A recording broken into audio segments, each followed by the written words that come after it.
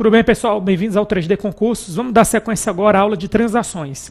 Nessa parte da aula, a gente vai detalhar o posicionamento de algumas bancas. Principalmente quais bancas? CESP, FGV e FCC. Você vai ver que essas três bancas, elas têm um posicionamento sobre a superveniência em subsistência. Aí você está me perguntando, professor, onde as superveniências em subsistências entram? Eu já deixei no quadro ali preparado para você. Vamos lá, vamos para o nosso quadro. Então, você está vendo que as transações contábeis, elas são divididas em econômico-financeiras e administrativas. Você está vendo que as variações econômico-financeiras podem ser quantitativas ou qualitativas. Você está vendo que as quantitativas, elas podem ser orçamentárias ou extra, porque eu não vou focar na qualitativa. Dentro das variações patrimoniais quantitativas orçamentárias, eu tenho as variações aumentativas e diminutivas, e dentro das extra-orçamentárias eu tenho as aumentativas e diminutivas. É aqui que entra essa aula. A gente vai dar uma ênfase agora nos acréscimos e decréscimos patrimoniais. Mas não é só falar de acréscimo e decréscimo patrimonial. É pensar como as bancas, principalmente essas três, CESP, FGV e FCC, se posicionam. E a maioria das bancas segue exatamente essa linha. Tem uma banca que não segue esse posicionamento dessa aula, que é o posicionamento da banca ESAF, que segue estritamente o posicionamento da STN.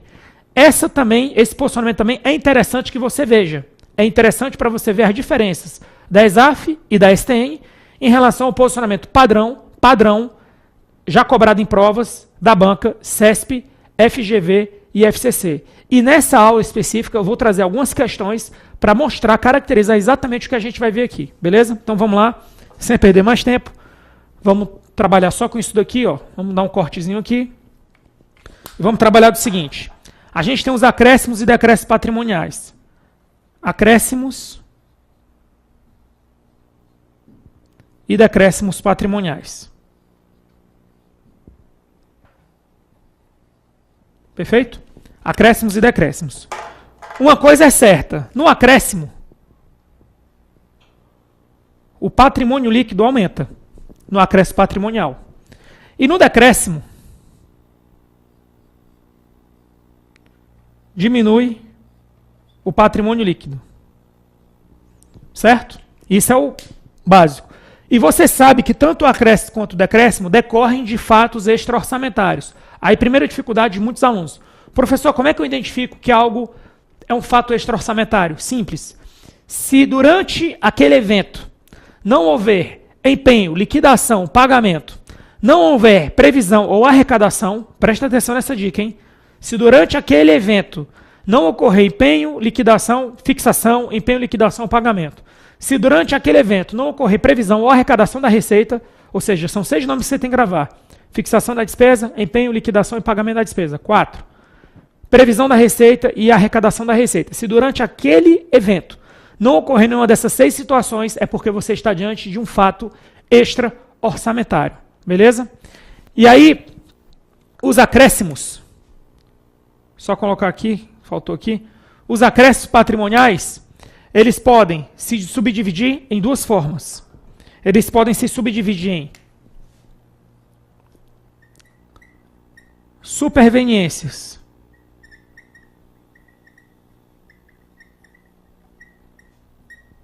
do ativo,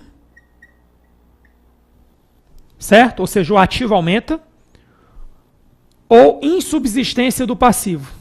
Deixa de existir uma obrigação.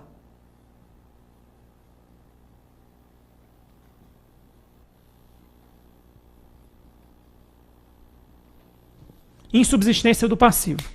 Do mesmo modo, eu tenho um decréscimo patrimonial. O que é que vai ocorrer no decréscimo patrimonial? Eu vou ter superveniência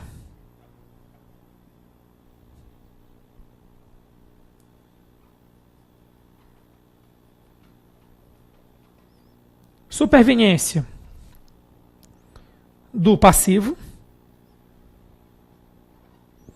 ou insubsistência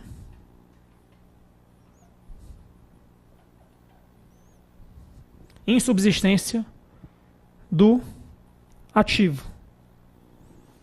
Superveniência do ativo, insubsistência do passivo. Superveniência do passivo, insubsistência do ativo. São essas nomenclaturas que de vez em quando caem nas provas e aí pode ser fatal caso você perca uma questão preciosa dessa aqui, que não é difícil, tranquilo, mas você tem que saber. O que é que a gente tem que saber? Primeiro a gente tem que associar os exemplos. E aí o que é que eu recomendo para você? Dê uma lida no material PDF, certo? Dê uma lida nos slides que eu vou disponibilizar. Dê uma lida o que você tiver. Tenha, isso eu falei na aula anterior, tenha o maior contato possível com diversos fatos contábeis. Porque aí você vai ficar mais seguro. Porque é repetição, é série histórica. Não fica inovando muito.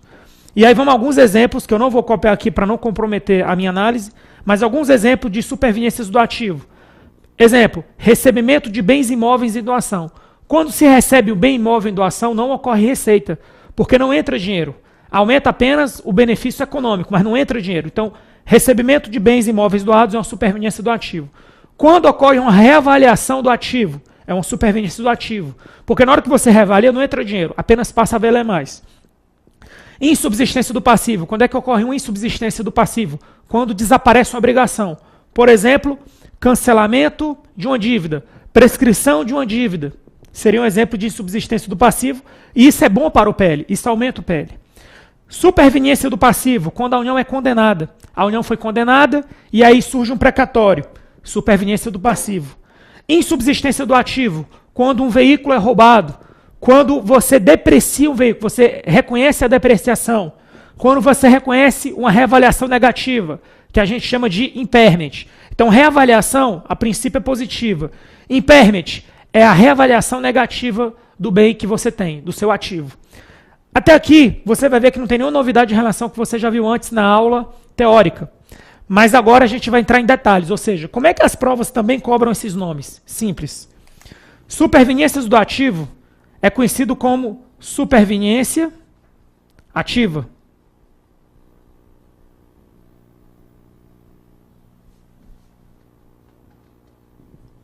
Certo? Insubsistência do ativo. Insubsistência do passivo, desculpa. Insubsistência do passivo. Insubsistência passiva.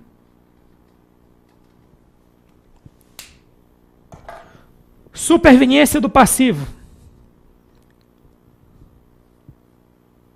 Superveniência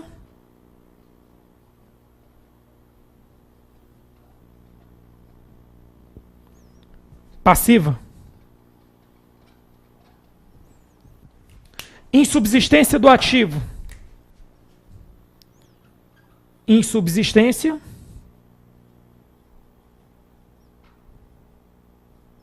ativa. Então, pessoal, é isso que você precisa saber. Dá um close aqui.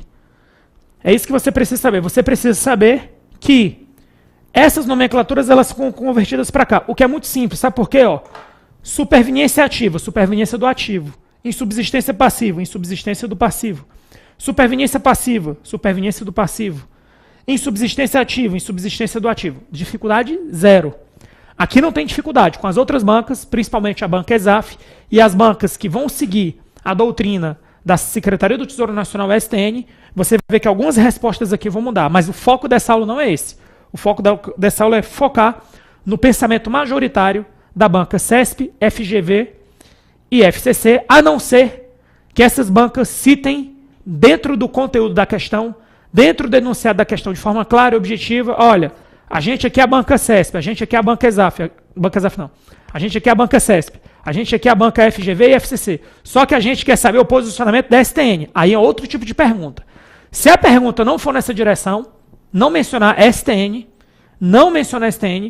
você tem que seguir exatamente isso aqui. Então, no final das contas, é bom você também ver os outros vídeos que vão falar sobre o posicionamento da ESAF e STN e um vídeo que eu faço a junção de tudo. Beleza? Vamos então agora às questões sobre isso aqui, passar os nossos slides. Então, o que é que acontece? Vamos falar agora sobre, continuando, só voltando aqui, que acabou que eu... Voltando aqui rapidinho, chegando lá em variações. Isso aqui a gente já viu na aula passada. E vamos para o que interessa. Aqui são os exemplos que eu falei que você tem que dominar. E vamos lá. Olha, Como eu falei, superveniência do ativo, superveniência ativa. Superveniência do passivo, superveniência passiva. Insubsistência do ativo, insubsistência ativa. Insubsistência do passivo, insubsistência passiva. E aqui estão diversos exemplos, pessoal. Trave contato com esses exemplos. Decore, grave. Quanto mais contato, melhor para você. E aí, algumas dificuldades aqui, ó, que é o que muda, né? Ó. Insubsistência do ativo, que não é dificuldade, na verdade a gente está esclarecendo. Insubsistência ativa, ou seja, o meu ativo diminui. Quando rouba um veículo, o patrimônio líquido diminui. Quando deprecia, o patrimônio líquido diminui. Ou seja, diminui ativo e diminui PL. Doação efetuada. Eu fiz uma doação de um bem que me pertencia. Diminui o ativo e diminui o PL. Beleza? Então é isso. Aí continuando. Insubsistência do passivo ou insubsistência passiva. Ou seja, alguma coisa desapareceu no meu passivo e foi bom para mim. Cancelamento de uma dívida passiva. Diminui o passivo e aumenta o PL. Cancelamento de uma dívida, a mesma coisa. Prescrição de dívida, a mesma coisa. E cancelamento de dívida, a mesma coisa. Então, olha para mim. Você está vendo que a banca CESP, certo? Ela está adorando cobrar o quê? Cancelamento de dívida, prescrição de dívida. E isso é uma insubsistência do passivo, que é uma insubsistência passiva, e isso aumenta o patrimônio líquido. Porque isso é bom. Uma dívida que você tinha, ela desaparece. Foi extinta. Isso é bom. Agora vamos fazer umas questões aqui das 3 bancas principais aqui sobre essa parte da aula. A banca FCC, a banca FGV e depois a banca CESP. Vamos lá. Banca FCC. Insubsistências passivas são... O que são insubsistências passivas? São insubsistências do passivo. Então, se é uma insubsistência do passivo, o que é que acontece com elas? Elas aumentam o patrimônio líquido. Certo? Elas aumentam o patrimônio líquido. Se elas aumentam o patrimônio líquido, é porque elas são variações patrimoniais aumentativas. Perfeito? Se elas são variações patrimoniais aumentativas, e elas são o quê, pessoal? Extra-orçamentárias. Então vamos lá. As únicas opções que vão encaixar aqui são essas, ó. Ou vai ser letra B, ou vai ser letra C. Só que o que acontece? Aí você tem aqui variação passiva e variação ativa. Pô, professor, isso aqui você não falou. A variação ativa são as aumentativas. É sinônimo. Aumentativas. E as passivas são diminutivas. Perfeito? Então a gente vai ficar com a resposta. Insubsistências passivas, ó, olha para mim. Insubsistências passivas são insubsistências do passivo. Alguma coisa do passivo, uma obrigação desapareceu. Isso aumenta o seu PL. Se isso aumenta o seu PL, isso é uma variação patrimonial aumentativa. Então isso é uma variação ativa. Qual é a resposta que vamos ficar? C de casa. Vamos para a próxima. Ele pergunta aqui sobre decréscimos patrimoniais decorridos por meio da baixa de bens imóveis, certo? Ou por consumo, sinistro, né? Então, quando eu diminuo o meu ativo, eu diminuo o meu PL. Então, isso aqui seria uma insubsistência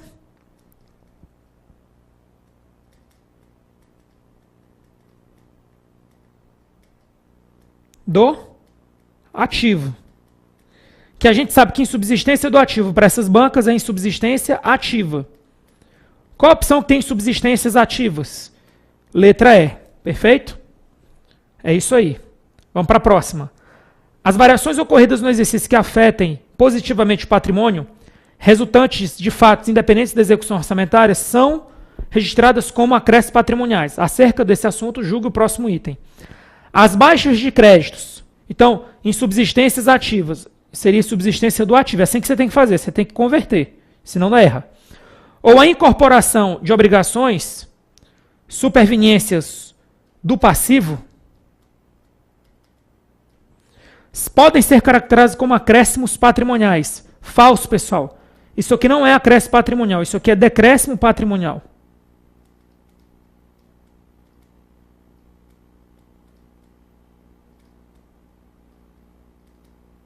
Ok? Isso aqui é um decréscimo patrimonial. Por quê? Porque quando você diminui o ativo, diminui o PL. Quando você aumenta o passivo, nesse caso, diminui também o PL. Diminui também o PL. Beleza? Próximo.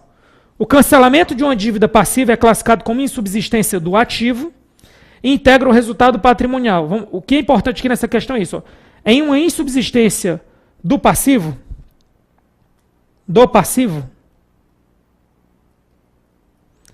se é do passivo, sim, porque ó, eu estou tirando uma dívida, essa dívida está desaparecendo, então o gabarito aqui está certo. Essa aqui estava errado, tá? O gabarito da primeira, essa segunda questão aqui está certa. Do CESP. E agora a última do CESP, para a gente fechar essa aula. Constitui subsistência do passivo o cancelamento de uma dívida ou a prescrição de uma obrigação. Certo também. Beleza? Então, pessoal, com isso, a gente encerra aqui a visão das principais bancas, que são CESP, FCC e FGV, e as outras bancas que também seguem a linha dessas três bancas. A única banca que não segue essa linha é a banca ESAF. Muito cuidado, e isso eu vou explorar depois, porque a linha da ESAF é a mesma linha da STN. Mesmo uma dessas bancas, quando ela citar de acordo com a linha da STN, você vai mudar o seu posicionamento, mas não em relação ao que a gente viu agora, em relação ao próximo vídeo que você vai ver. Então, o próximo vídeo, ele vai tratar do posicionamento da ESAF e do posicionamento da Secretaria do Tesouro Nacional.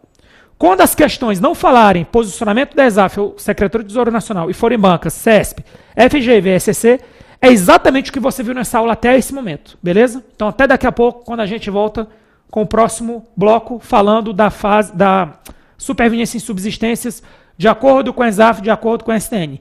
Mesmo que o seu edital não seja da ESAF e STN, eu aconselho você a assisti-lo, tá bom? Então vamos lá. Até breve.